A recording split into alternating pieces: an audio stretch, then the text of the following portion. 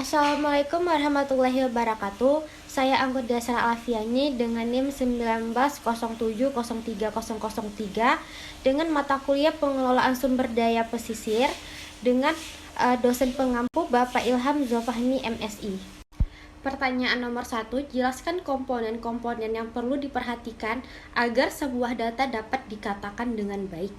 Jawabannya, secara umum, teknik analisis data pada penelitian dibagi menjadi dua, yaitu teknik analisis data penelitian kualitatif dan kuantitatif, yang mana teknik analisis data kualitatif ialah teknik analisis yang berfokus pada data-data yang bersifat kualitatif.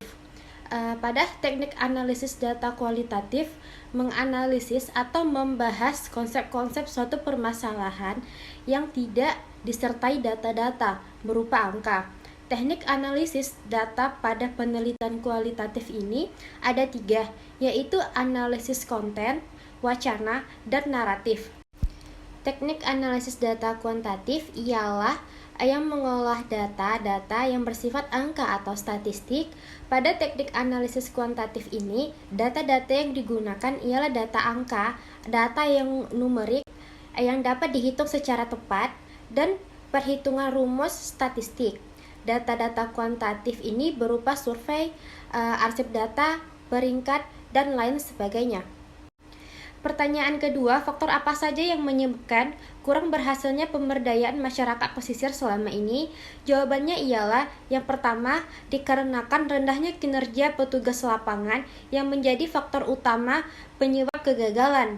Kemudian yang kedua, kecenderungan memilih lokasi yang tingkat keberhasilannya tinggi sehingga menyebabkan pada pemilih lokasi yang salah.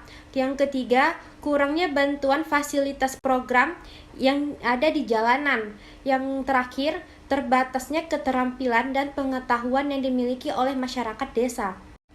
Pertanyaan ketiga, faktor yang perlu diperhatikan agar pemberdayaan masyarakat nelayan dapat menunjukkan hasil yang net.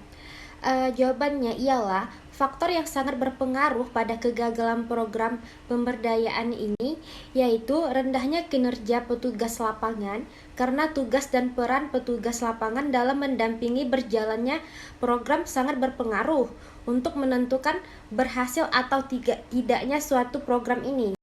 Pertanyaan keempat, sebutkan beberapa hal yang dapat dilakukan pemuda untuk mensejahterakan nelayan. Jawabannya ialah membeli ikan langsung pada nelayan, kemudian membantu dalam pemberdayaan nelayan, dan berpartisipasi dalam melakukan pemberdayaan nelayan. Pertanyaan kelima, apa keuntungan konsep ekowisata dari segi ekologi, ekonomi, dan budaya? Jawabannya ialah ekowisata ialah suatu konsep pengembangan pariwisata berkelanjutan yang bertujuan untuk mendukung upaya-upaya pelestarian lingkungan, termasuk alam dan budaya, dan meningkatkan partisipasi masyarakat dalam pengelolaan yang konservatif, sehingga memberikan manfaat ekonomi pada masyarakat setempat. Kemudian peningkatan jumlah pengunjung ini yang akan memberikan biaya perawatan terhadap sumber daya alam kawasan untuk mencapai kelestarian.